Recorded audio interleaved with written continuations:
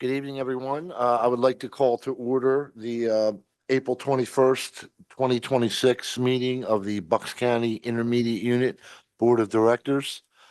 Would everyone please rise for for the Pledge of Allegiance, and also please remain standing for a minute. Good day, explorers. Broadcast Cal here with the Pledge of Allegiance. Everyone stand up and say it with me. Ready?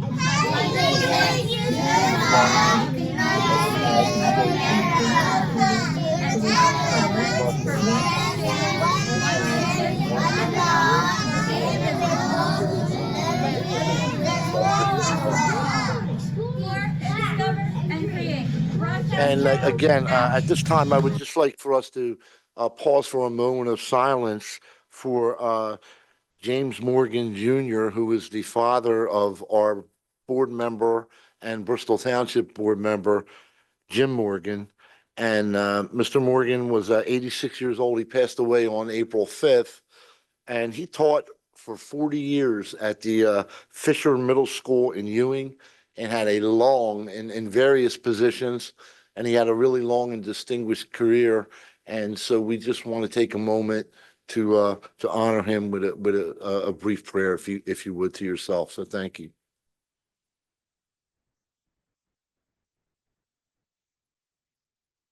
Thank you.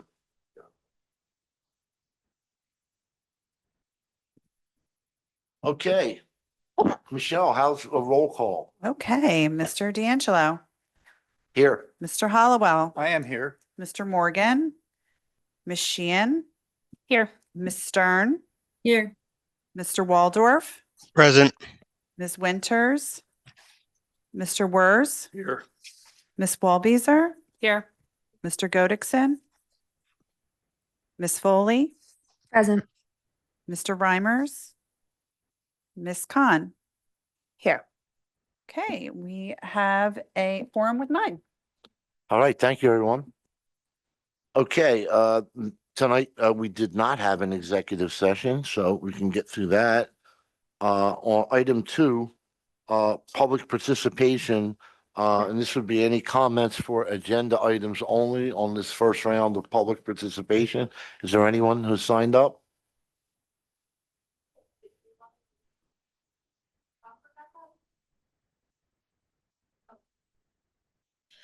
Did you sign up for public comment? You're more than welcome to talk Please. in public comment. Yes. Well, Yeah, then you please, go, please, you go please. right ahead. I'm Go going to ahead. introduce you to, you Yeah. go right ahead. There's a little button on there. It's got like a person talking.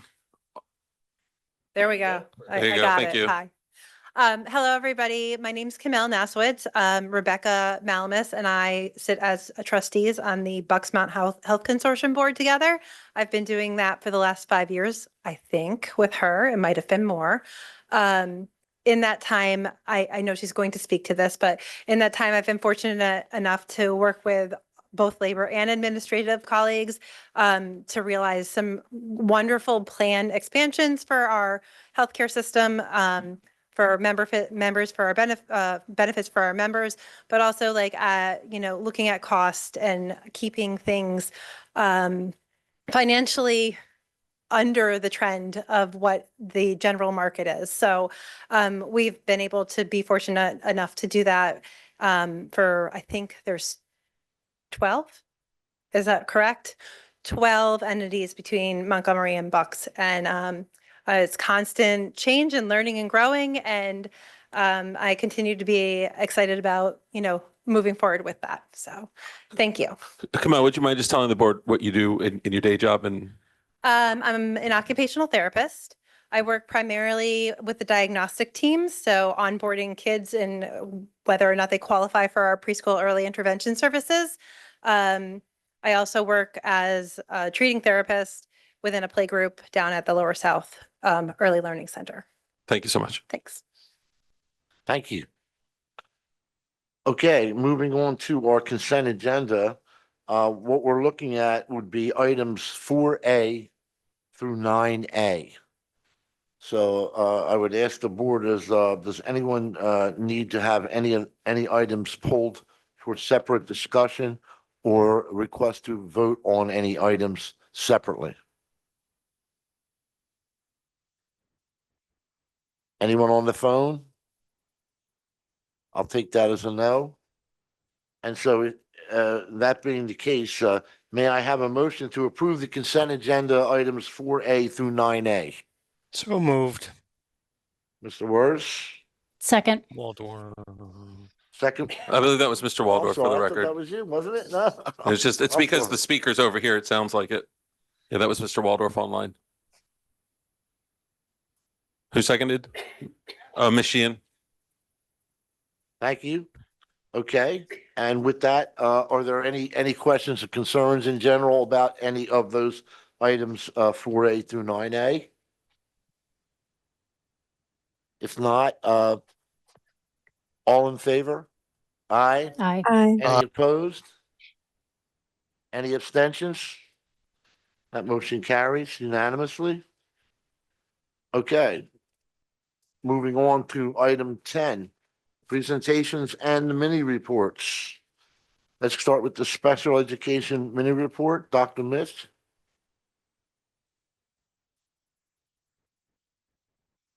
Hello, everyone. I'm Rosanna Mitch, Director of Early Childhood Programs. For those of you that were in the Advocacy Committee, I'm sorry that you have to listen to me again, but this time we have different pictures, a different PowerPoint. I don't know if you noticed the pictures when you walked in, but we did have some pictures running. Last week was the Week of the Young Child, and we celebrated and we had lots of pictures that the teachers, the supervisors sent us, so we wanted to share some of them with you. But we are going to talk about the Week of the Young Child. The Week of the Young Child was established in 1971 by the National Association of the Education for Young Children, or NAEYC. The Week of the Young Child is intended to focus public attention on the needs of young children and their families, and to recognize the early childhood programs and services meeting those needs. Early childhood programs across the country celebrate the Week of the Young Child every April in recognition of the life of the young child and the vital role the early childhood years play in building a foundation for children's success in school later and in life. In this picture, you can see one of our parents read to her child's class, and that is her child standing with her for a picture after she was able to read virtually to his class. This year, our program also celebrated the Week of the Young Child. In alignment with NAEYC, the Bucks IU recognized children's learning as everyone's responsibility and created rich and meaningful experiences for children in the program. Some of our ed specialists created a schedule that teachers could follow of different activities or different events that they could do with the children in their classrooms. These were just suggestions, and teachers could put their own personal flair on what they did with the children during the week, but also they could design activities based on what the children are interested in. There were opportunities for the children to explore different types of learning throughout the week, appealing to a variety of learning styles, and they included hands-on, play-based learning through arts, music, STEM, and literacy. That is a picture of a puzzle piece, and we're going to see more about that later on in the PowerPoint. But the families who attended the center committee meeting at our Lower Southampton Early Learning Center all contributed to putting together a giant school-wide puzzle at Lower South. So that was their puzzle piece. On Monday, last week, the children celebrated with Music Monday. They created musical instruments using recycled materials and participated in classroom musical experiences. The children learned about and used maracas, bells, and rhythm sticks. The picture on the left is from the Lower Southampton Early Learning Center, and the children are parading through the building with the instruments they made. The picture on the right is from Miss Chrissy's classroom at the Upper Bucks Early Learning Center. And in this picture, the teacher and the children followed along and played their instruments to a song. Tuesday was Tasty Tuesday. In collaboration with our health and nutrition specialists, classrooms participated in fruit tastings or they prepared a friendship fruit salad. These are pictures from the Middle Bucks Early Learning Center. The picture on the far right with all the plates is a picture of the children read The Very Hungry Caterpillar, and then they made their own caterpillars and ate the caterpillar. Can I do a plug there for the Mitch? You sure can. We took the superintendents to a meeting offsite at the Michener Art Museum recently. Because it's one of our community partners. It's a field trip destination for many of you. And so they hosted the superintendents at a meeting. And Eric Carl actually has a seasonal exhibit at the Michener right now. And there's obviously a focus on the Very Hungry Caterpillar. So just a shout out to a great community partner. If you're interested in Hungry Caterpillar, Yeah. I would go see it. Wonderful. Hi, everyone. Patty Quick, Program Director for Preschool Early Intervention.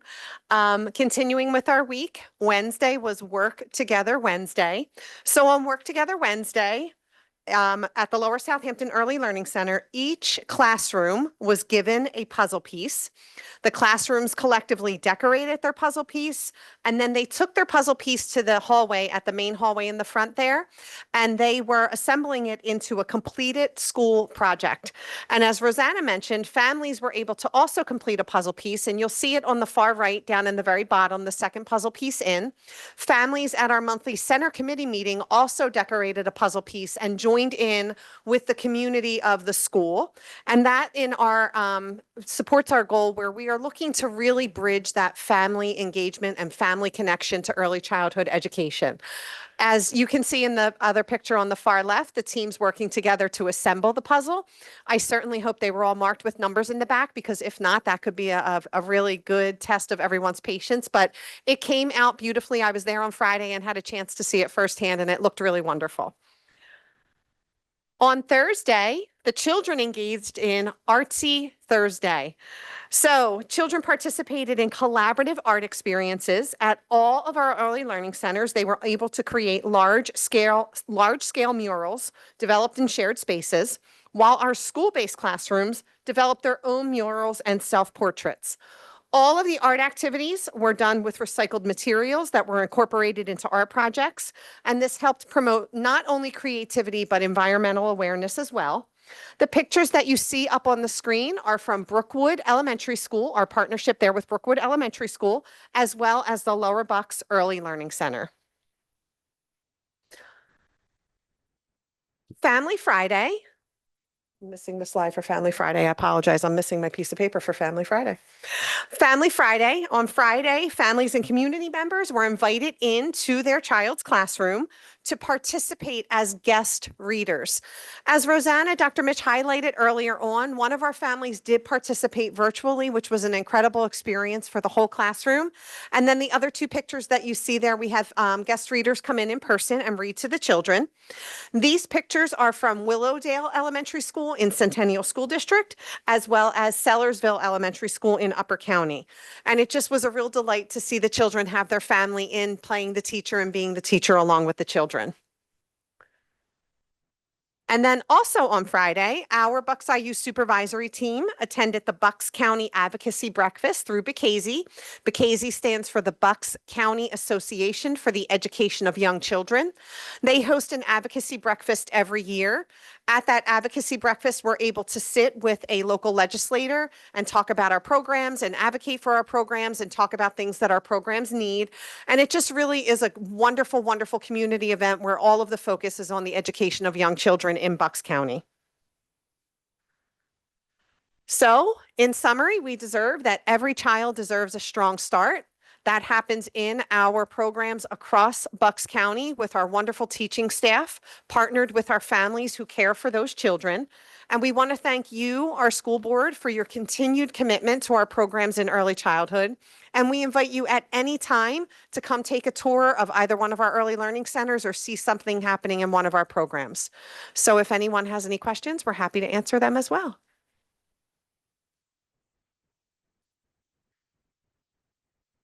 I think that's everybody's, many of us that just attended our other meeting kind of got a lot of questions answered there. So thank you very much. And I don't think there are anyone here. Is anyone on the phone? Just Have one any- question? Sure, Ron. How many kids are involved in this program? About 4,000, 4,200, yeah. Mhm. Do you want to give the basic breakdown related to Head Start, early Head Start, Yeah, pre-K counts, Chamonix, and early intervention? yep. We have 32 children in early Head Start, 330 children in Head Start. Early Head Start is pregnant women to children up to age 3. Head Start is ages 3 to 5. Pre-K counts is ages 3 to 5. Preschool, and there's, 162 children in the pre-K counts IU grant. We also partner with the Neshaminy School District, and they have 150 seats in their grant. So we provide services to those children as well. And then in preschool early intervention, we're just under 4,000 for those, for that program, 3 to 5-year-olds. Thank you. And anybody on the phone? Yeah, I did have a question. Can you guys hear me okay? This is Dana. Yes. Miss Foley, we hear you just fine. Okay, great. Thank you, Rosanna, and thank you, Patty. In our prior presentation, there was some wonderful slides with really great visuals. I was curious, does any of that information as it relates to state funding, federal funding, kind of the organizational workflow for our different programs, is any of that available on our website just for the general public or even for the board to use as a reference when answering questions from the community about program funding and things of that nature? We're happy, if it's not available, we're happy to make it available. I'm think a it visual is- learner, so the Is your thing on visual the- pictures for me are so helpful. And I was just curious. I didn't know. I haven't looked, to be fully honest. I haven't checked myself. I was just curious.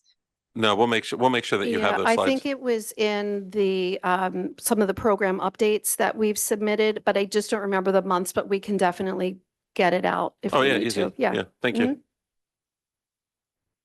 Anything else? All right, thank you very much. Okay, let's move on to our programs and services and Dr. Rachel Holler.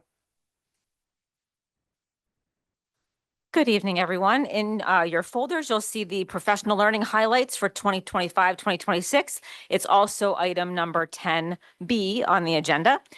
Just what I did is I took a look at all the different types of professional learning our amazing team provides to all of your districts. And so we categorize them into different areas. So you can see there we have online professional learning, virtual book studies, also virtual synchronous professional learning, face-to-face professional learning, cohort professional learning, also common in service days that we usually handle during, most of those are offered during the election day.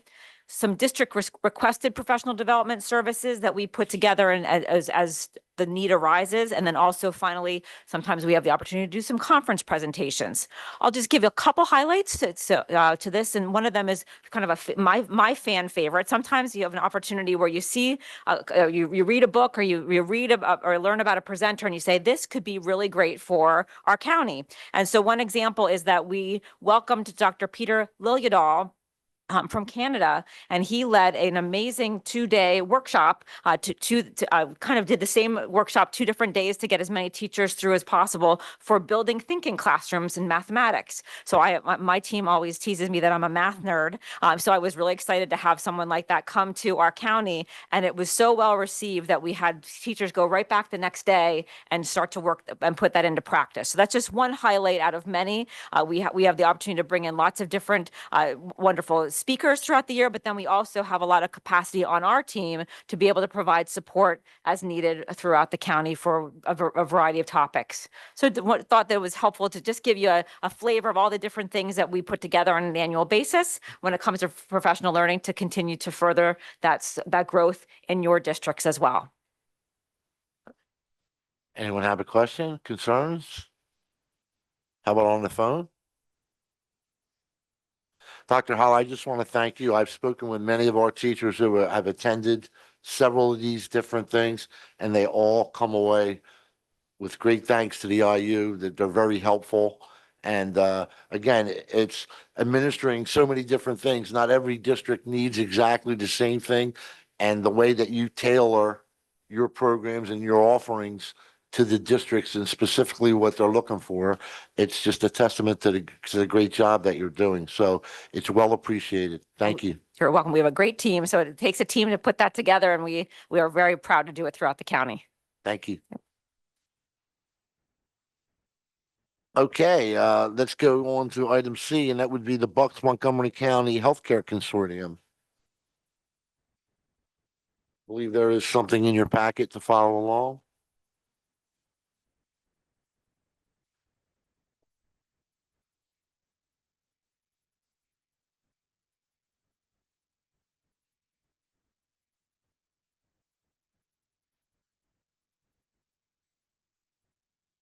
We ready, Bradley? Oh, great. All right. Thank you. Good evening, everyone. I'm Rebecca Roberts Malamus. I'm the Deputy Executive Director and in-house legal counsel here. I also serve as the management trustee representing the Bucks IU on the Bucks and Montgomery County Schools Healthcare Consortium. And thank you to my fellow trustee, Kamel Nasowicz, who serves as the labor trustee on the Healthcare Consortium. And it's my pleasure tonight to be able to present to you the annual report about the Bucks IU health benefits through the Bucks and Montgomery County Schools Healthcare Consortium.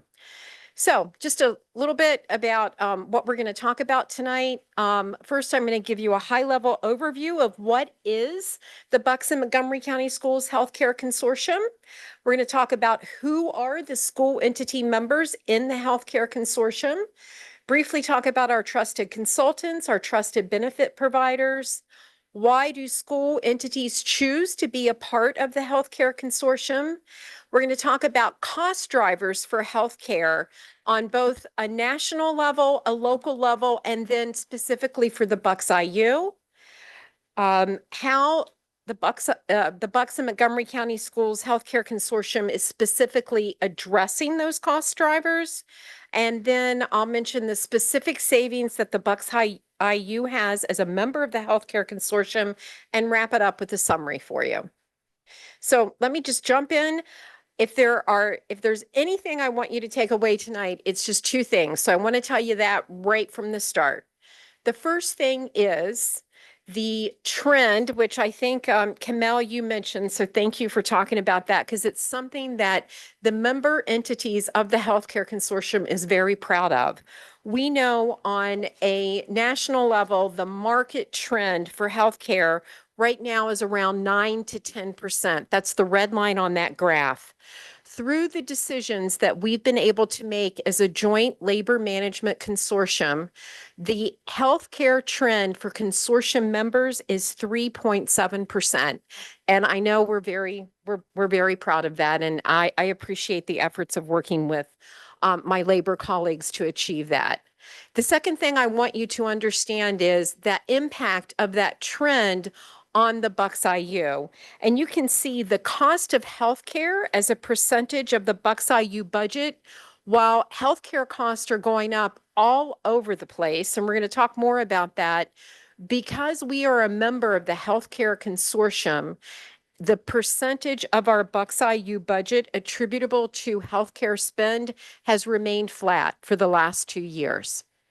So those are two things we're very proud of. If you take nothing else away from this presentation, I hope you take away those two takeaways. So what is the Bucks and Montgomery County Schools Healthcare Consortium? It is a unique labor management self-funded employee benefit trust with equal voting strength between both labor and management. The consortium serves essentially as a large group purchaser of medical prescription drugs, and then if an entity chooses to, they can also purchase as a large group dental, vision, and other employee benefits. The mission of the Healthcare Consortium is to provide high-quality health and employee benefit options for our school entity employees while managing and controlling healthcare costs. Each entity has one management and one labor trustee. And then those trustees, labor and management, we get together once a month in a large trustee meeting. And we discuss at the same table, we receive the same information at the same time, healthcare trends, healthcare data. We review healthcare claims. We do a claims analysis with our consultant. We then are able to take this information and make joint decisions on cost utilization and fund administration. What is really unique about the Bucks and Montgomery County Schools Healthcare Consortium, it is a Taft-Hartley model of labor and management working together. So who are the school entities in the consortium? There are 12 school entities from across Bucks and Montgomery counties. The consortium covers 5,500 employees, a total of 14,600 lives. And you can see the list of the Bucks and Montgomery County school districts that are part of the consortium. There's a couple of you around this table that are a part of the consortium. Our trusted advisors, Oswald Companies is our consultant, so they oversee every meeting. They oversee all of our actuarial data, all of our claims analysis. Our legal counsel is Cozen O'Connor, and our fund administrative manager is AMCA Systems. Our trusted benefit providers, Aetna. Our prescription drugs are through CVS Caremark. Aetna is our medical provider. And then the other employee benefit options are Delta Dental, Davis Vision, and Health Advocate for our employee assistance program. So why do school entities choose the healthcare consortium? First and foremost, we have significant cost savings. So think of that medical trend I just showed you, but there is a large group size lowers the administrative fees and increases the purchasing power.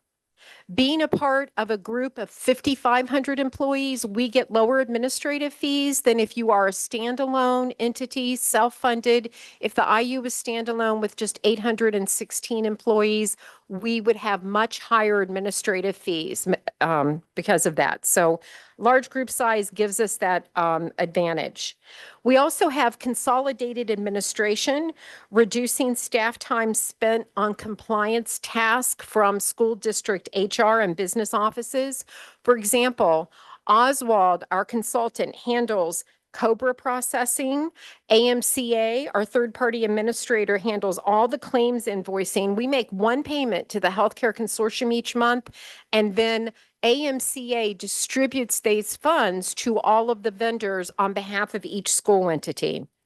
Any benefit questions goes to Oswald, and any enrollment eligibility is also handled by AMCA, which relieves our school district HR and business offices from those tasks, those compliance tasks.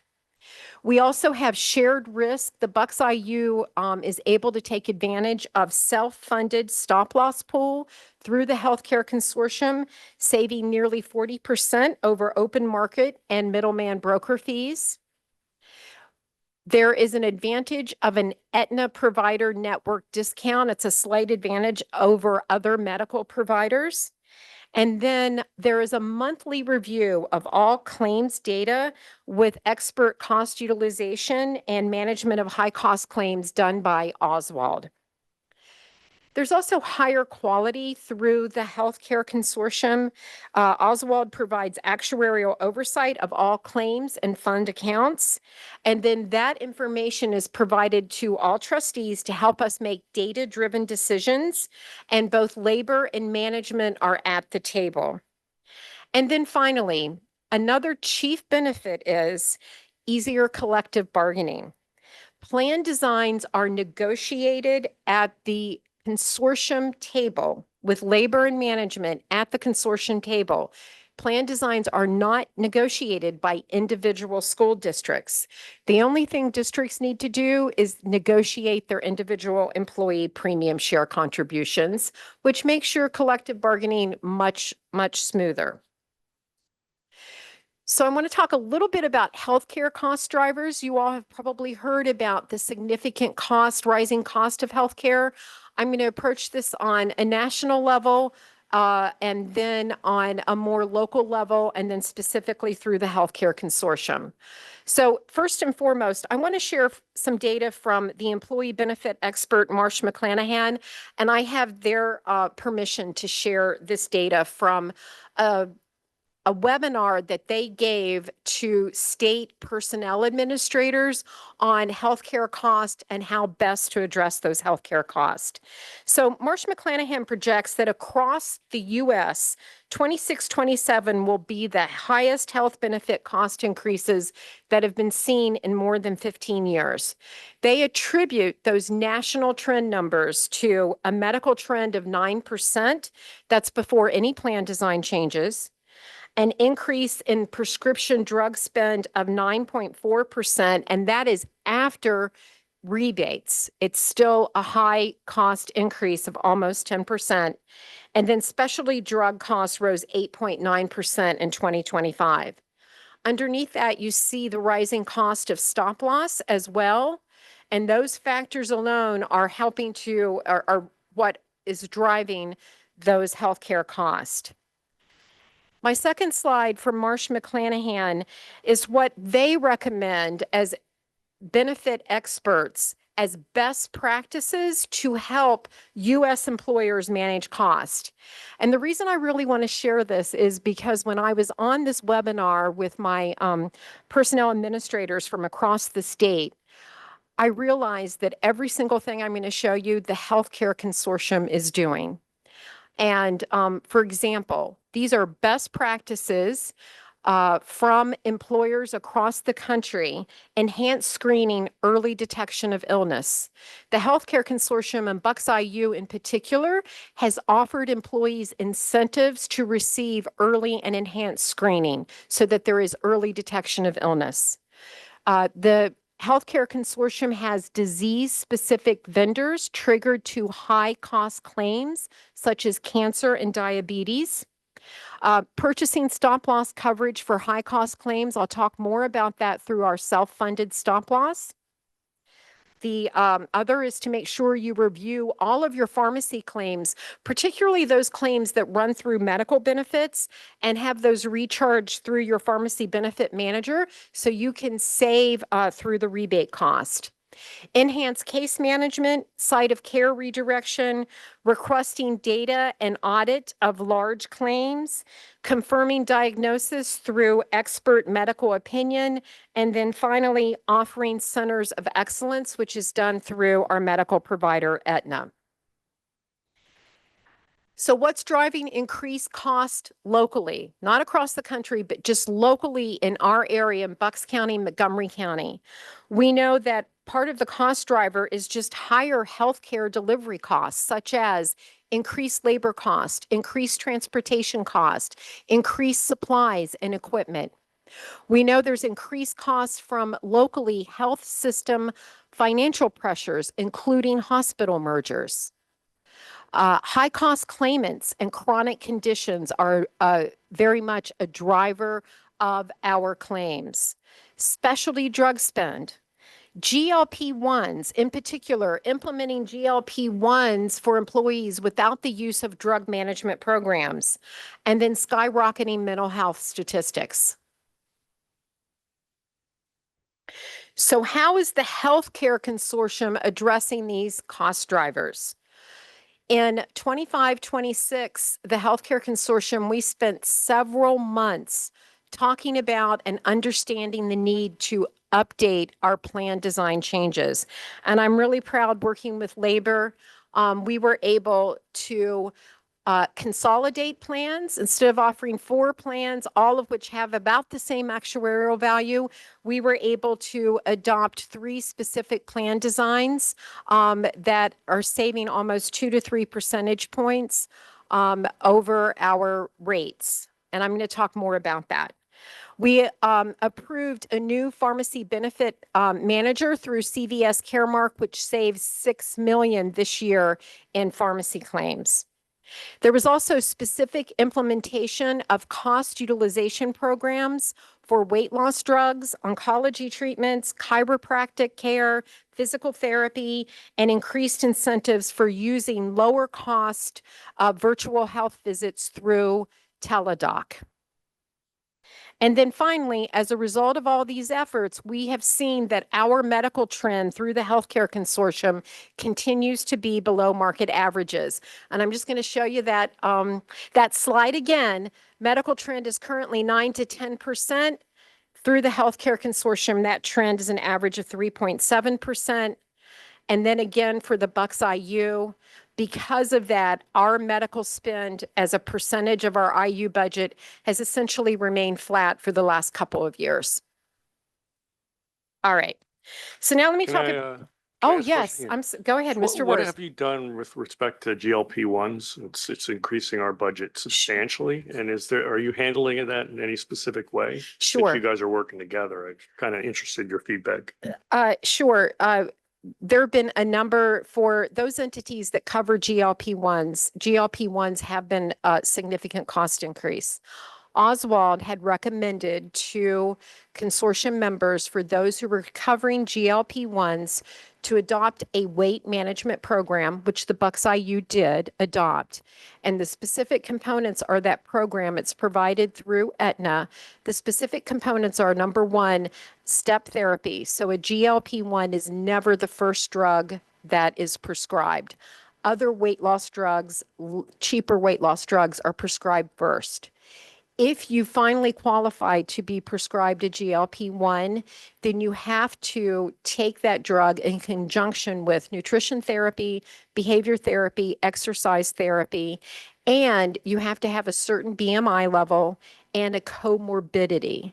So these are not drugs. We were told, with labor and management setting at the table, we were told these are not drugs that should be prescribed for 10, 15-pound weight loss of someone who, these are my words, maybe just wants to look good down the shore this summer.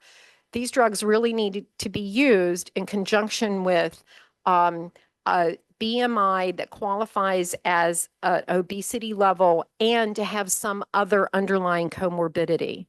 Now, I will tell you, we've seen improvement. We've looked at data, and there definitely have been some improved health outcomes from those employees and their dependents who have been prescribed those drugs. But that's kind of the weight management program that puts some limitations around the prescription drug being offered that. So if a person went to their physician and he prescribed it without going through that, would that be a red flag, or would that come up and say it's not approved, or how does that work? So it would not be approved initially. There has to be something called a prior authorization. Okay. So it would go through Aetna, and it would be explained the steps before that drug could be prescribed, and then what the qualifying events are in order for that drug to be approved. Thank you. Sure. Thanks for the question. Okay. So one of the things that we spent probably 4 or 5 months on, and I've already talked a little bit about this, was effective July 1, the Healthcare Consortium will only be offering 3 plan designs, 3 options for employees. OC2, Open Choice 2, which has an actuarial value of 95. It's considered to be like your gold standard of care, okay? OC3, which has an actuarial value of 90, that's like a balanced option. It might be your silver standard of care. And then OC4, which is a brand new plan design, that has an actuarial value of 85, and that is more like a bronze plan. Our goal was to make sure we offered employees options. The other goal when we looked at plan designs was to have a 5-point spread between each plan. So 95, 90, 85 to offer true choice to employees. By adopting these plans and sunsetting Open Choice 1 and the point of service plan, which had an actuarial value close to 96, it really then enabled us to adopt OC2 plan design changes and OC3 plan design changes, and then implement an all-new Open Choice 4. We received major long-term cost savings, reducing rates for 26-27 by 2 to 3 percentage points simply by adopting new plan designs. Members, just keep in mind, entities that are members of the consortium accept the plan designs of the consortium. So the only thing that has to happen at the school level is to then negotiate the employee premium share for those plans, targeting higher rates with higher employee premium shares, higher actuarial values. And then trustees agreed to look at plan designs every 2 years and adjust what may be needed at that time. So what did this mean in terms of specific savings for the Bucks IU? So I don't know if you all can see that slide, but I'm going to go through a couple of components of this slide for the Bucks County IU. First and foremost, up to the left, we have an individual stop loss level of $250,000. What that means is the Bucks IU pays for all claims up to $250,000. Any claim over $250,000 up to $600,000 is part of a collective stop loss pool administered by the consortium. Participating in that stop loss pool for claims above 250 up to 600,000 saves us almost 220,000 in annual savings. That's because there's no broker, there's no middleman. Okay. So that is a significant savings. Now, I will tell you, any claims over 600,000, we do have stop loss through Aetna for any claims above 600,000. And then in terms of administration, so now I'm in the middle of that slide, if you can see it a little bit. Because we are part of a large group purchasing consortium, we receive much lower admin fees for our per employee per month administrative processing for our claims.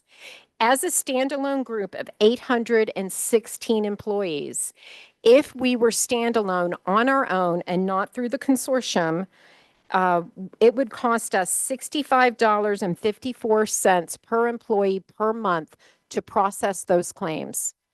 Because we are part of this large group purchasing consortium, that number drops to $29.79 per employee per month. That is an overall savings of $350,044 for administrative cost. When you combine those two numbers, we have a total annual savings of $570,488. And then finally, I just want to give you a little summary. In total, since inception, the Healthcare Consortium has saved member entities collectively over $95.4 million. Over the past 5 years, our trustees working together, labor and management, sitting at the table month after month, analyzing claims, looking at our data, we have implemented programs that have saved the trust approximately $22 million. Our annual savings, again, in administrative fees is $350,000 as a result of being a member of the Healthcare Consortium. Our annual savings in stop loss is $220,441 as a result of self-funded stop loss through the consortium. And in summary, that's a total savings of $570,486 annually. And I know I don't have cute pictures of little children, but I'm hoping that this information was helpful to you, and I'm happy to answer any questions. So what about how much is your total administrative fee spend? Like you said, you saved 350,000. How much is that off of? Is there, is it 5% saving, 2%? So it would take that administrative fee, multiply it by 816 per the number of employees per month. So I'd have to do those calculations for you. I was just curious how much, I mean, because you're saving that much money. It's curious, what percentage, how much are you saving? Well, I don't need the Allison, answer can you now. help me? What's the percent? It's 29 compared to 65. What is that, about a third? So in a normal case, it would be 60. They're almost half. $36, which is about 55%. Okay. 55%. That Thank makes you. sense. Thank you for doing the numbers, Allison. Yeah, Thank you. absolutely. Any other questions? Yes, Ms. Walbeezer? This may be a dumb question, but like, how did you end up working with the across county lines, I guess? Well, back in 2012, there was a group of school districts that was part of a limited consortium through the IU. And we knew if we expanded that we would be able to, the larger we were, the more purchasing power we had. I think we started with 6 school entities in Bucks County. It was mainly our smaller entities. Palisades was a part of it. New Hope was a part of it. And we just reached out and we just had a lot of meetings with benefit coordinators. And then we looked at consortiums around the state, and Allegheny has a Taft-Hartley model. So the executive director at the time, which was Dr. Barry Galasso, and the head of the PSEA talked about forming a Taft-Hartley model for the Bucks and Montgomery County schools. That's about 2011, 2012 when we started doing that. That's about that time. I will tell you that as a former insurance lobbyist, I know that being part of a large group purchasing, you are always going to save money. The bigger you are, then the more cost savings you have. So to be able to band together with others is where you truly have those cost savings. At the same time, being able to work together with labor and have us each month spend the time we spend looking at what are the cost drivers, what are the high cost claimants. All the data is de-identified, but then it's really easy for us to understand that, hey, we have a high number of individuals in the consortium, maybe perhaps have diabetes. What are some diabetes programs that we can put together? What are some oncology treatment programs that we can put together? And our trusted partners, our consultants who work with us, they're nationally known. They are aware of what's out in the marketplace, and they bring those vendors to us. We interview them and we figure out, okay, let's see if this will work to help us save cost. Does that answer your question? Ms. Waldbieser, could you turn your mic on? Thank you. Thank you, Dr. Hoffman. I just found it curious that it's cross county lines and that there's no issues with that, I guess. I mean, apparently it seems like no, there's no kind of legality states or county to county. It's open to any school district in Bucks or Montgomery County. That's what the governance bylaws are. Yes. I think if I were to guess at one of the rationales for that, because it's a joint labor management consortium. Do you want to talk about how PSEA is organized into Bucks and Montgomery County? And so I think that's probably why. I wasn't at the table, but this is an assumption, Ms. Waldbieser. That's a very good point. And I'm going to look at Kamel. PSEA Mid-Eastern Region, which works with Bucks and Montgomery County schools, covers Bucks and Montgomery County schools. And you're probably right, Dr. Hoffman, would you? Yeah. So PSEA Mid-Eastern Region represents both Bucks and Montgomery County schools. And since we were reaching out to labor to talk about a Taft-Hartley model, I think you probably nailed it on the head. That's why it's both Bucks and Montgomery County schools. Sure. And nothing prevents that intermediate unit from this. They have their own programs, et cetera, but they could always join. Yeah, absolutely. So why isn't every district joining this? I mean, Penridge is not a part. What's holding people back, or can people get it cheaper from elsewhere? Or, well, I mean, that's up to each district, and obviously we're here as an option. If it works for you, you're welcome to join us. If there is another group out there that works for you better, we want you to be with what works for you. Absolutely. So this is an option. And if this is an option that works for you, you're welcome to come on. Any other questions? You've had entities leave and come back. Yes. We have. I'm looking at one of them. So I think to your point, Mr. Worst. Yeah, Yeah. and Ron, like what happened with us is, again, we're a small district. We were in it, and then all of a sudden, some other consortium, again, going by the rules that Ms. Waldbieser kind of said, well, you know, there really is no limit. Because think about it, that's what the insurance companies do. They're not limited to a county or municipality. And someone came to us one year and said, oh, we can save you this, we can save you that. And they did for Mhm. 1 year Mm-hmm. to get us in. And then the next year, we had lost all the gains. And then, our business manager said, I'm gonna go back and look at the consortium with the IU. And I think we're back in it now, maybe like 3 years now, right? And it's always been a good benefit.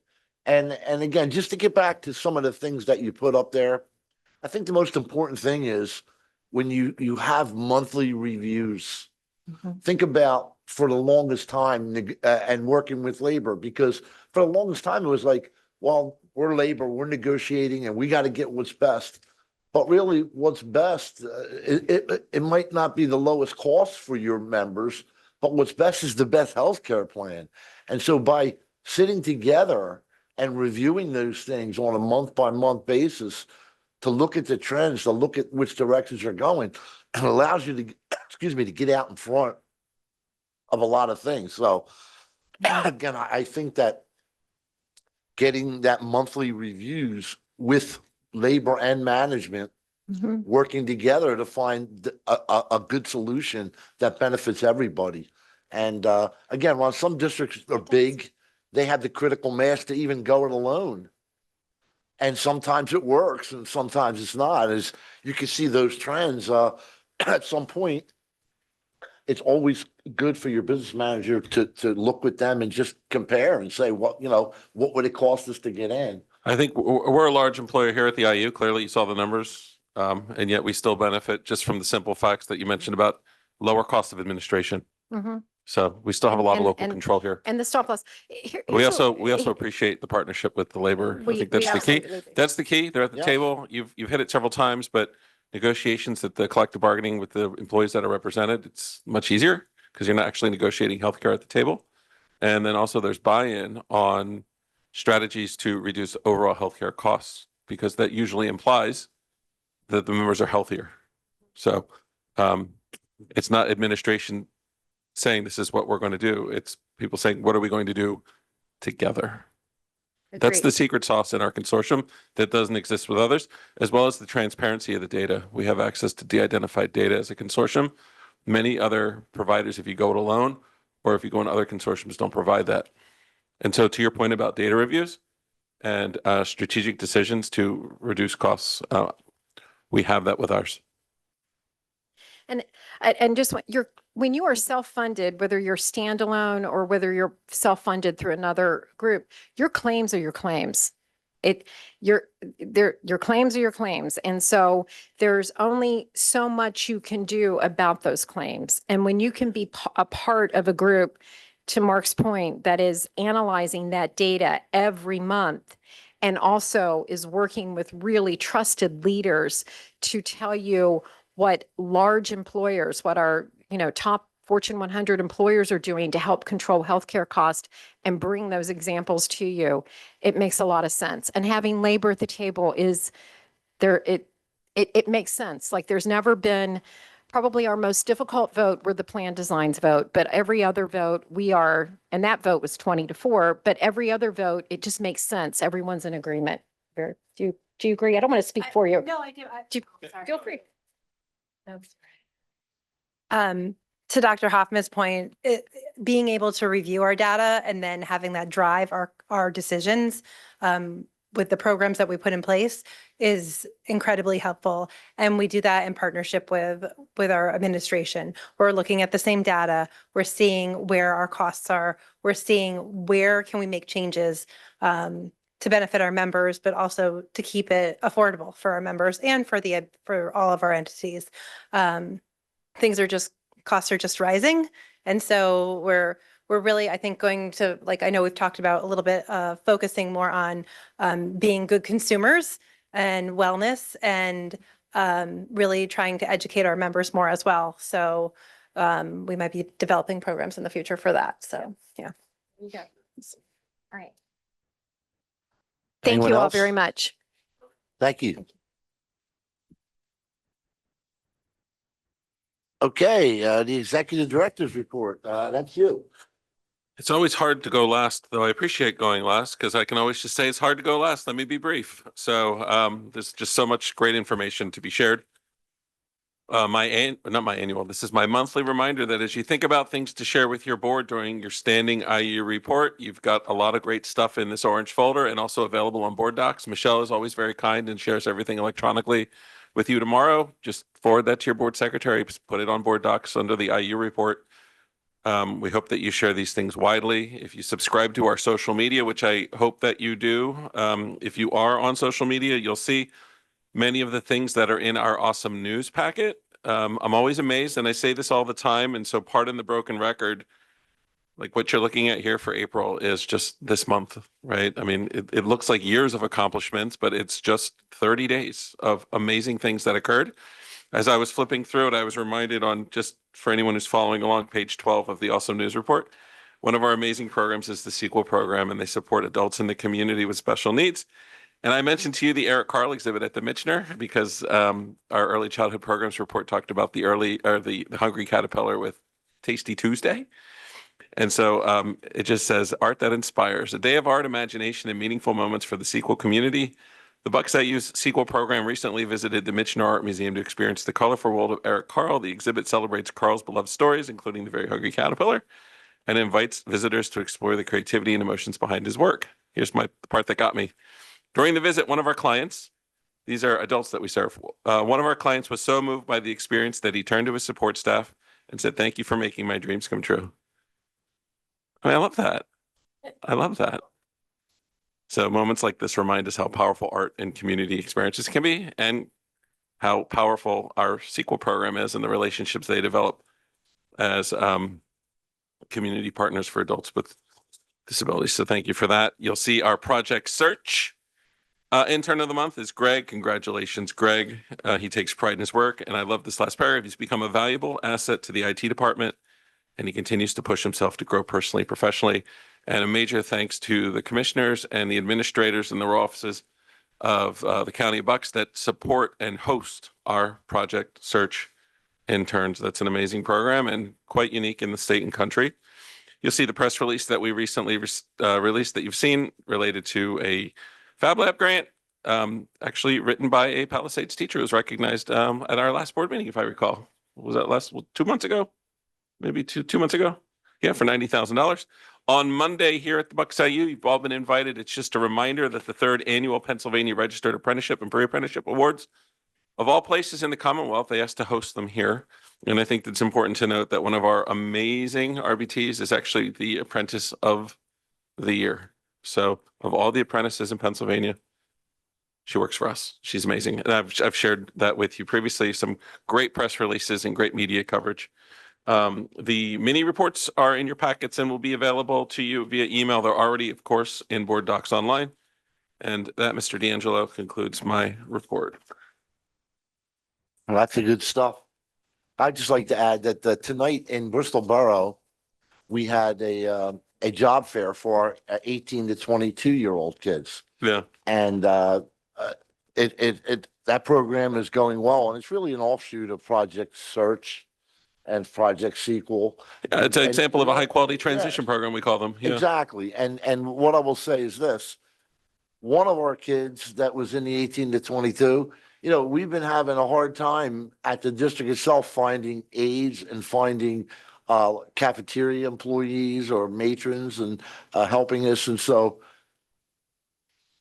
there was a young man that's in that program that interviewed for a job. And at our board meeting on Thursday night, last Thursday, we hired him. And his first day, he was posting how much he loved it. And the feedback was, and so just one example it's easy to show the one that happened quickly. It's not that easy. But my point would be, again, the offshoot from the IU and for every school district that has these 18 to 20-year programs, that they're starting to roll, they're starting to work, and you're starting to see really good results. And so I'll leave you with this. This young man was part of our unified track team, and we had a track meet at Ben Salem last week, and I went, and our team was out there, and there was a young man that used to be at Bristol, who's now at Ben Salem. And so when the teams came out, our team, as they were warming up, they were like, hey, and I don't want to say his name, but they recognized him. And from across the field, our team ran up, he ran up, and we have pictures of it, but it gave him a big hug. And our kids were like, wow, they were just so excited to be competing, to see an old friend.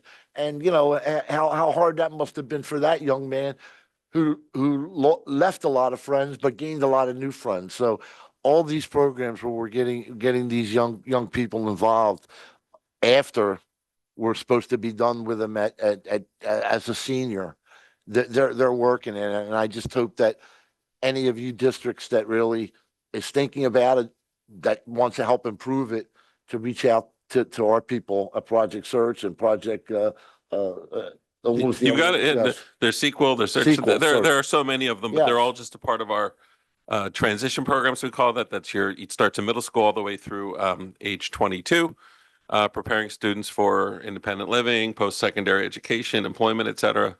And then we have several that exceed 22. That would be your Project SQL programs. But yeah. Great stuff. Generically, they're called transition programs. Good stuff. All right, thank you. Okay, so moving on to our legislative report, Rebecca.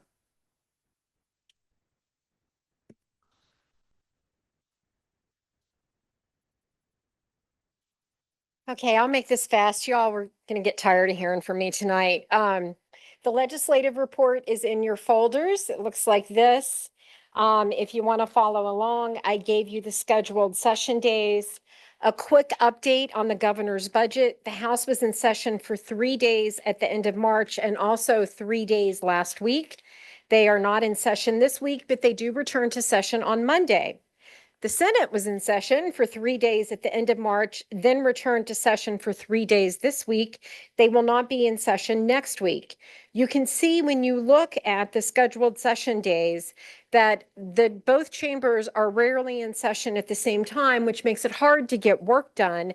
However, if you look at June, they're in session almost every day in June, both chambers. So that's where we're going to see a lot of progress on the budget, I've been told. The chamber last week, the House chamber approved House Bill 2400 last week. It is the 53.3 billion general appropriations budget proposal that the governor presented back in February. Don't get real excited yet. The House approved it. They sent it over to the Senate. But this is not going to be the budget bill. This is like the vehicle for it. It's going to be House Bill 2400, but the content is going to change. As soon as it hit the Senate floor, Senate Republicans immediately raised concerns about the proposed spending, which increases the budget 6.4% over last year's budget. There really appears to be little agreement between House and Senate leaders on how to move forward with a budget for 26-27. However, at all conversations reported in numerous sources across the state by both House and Senate leaders from both parties all predict that there will be a budget. June is still the target date. June will be a highly active month. It's likely, however, that we won't get a budget until the first or second week of July, but it is not going to be another 5-month delay like last year. Everyone seems to be of the mind to get the budget done with June 30th as the target, but understanding it may be sometime after the 4th. Okay. On the middle of page 2, I gave you some details about 2 House co-sponsorship memos. A co-sponsorship memo is a memo that members send out to their colleagues saying, I'm going to be introducing a bill. Would you like to sign on to it with me?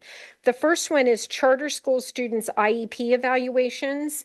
Representative Joe Cerisi from Montgomery County and Casey Tomlinson from Bucks issued a joint co-sponsorship memo to their colleagues indicating they plan to introduce legislation that would make it the responsibility of the school district of residence or their intermediate unit to perform initial evaluations for IEP eligibility for charter school and cyber charter school students. This is an effort to really help school districts save money. So I expect when the House comes back in session next week, to see a bill number attached and actual, legislation introduced along with, whoever has, it will be joining Representative Tomlinson and Cerisi in their efforts. The second co-sponsorship memo was making intermediate units eligible for the public school facility grant. This also was introduced on April 1st as a co-sponsorship memo. The language has not been introduced yet, but it would just make sure that the 29 intermediate units in Pennsylvania are able to apply for facility grants. Right now, they are not a part of the facility grant eligibility. So over on page 3, the House, when they were in session last week, they approved House Bill 200, which is paid family and medical leave for Pennsylvania citizens. There were 82 co-sponsors of this bill. Several legislators from Bucks counties co-sponsored this bill, and I gave you a list of them in the second sentence of that description for House Bill 200.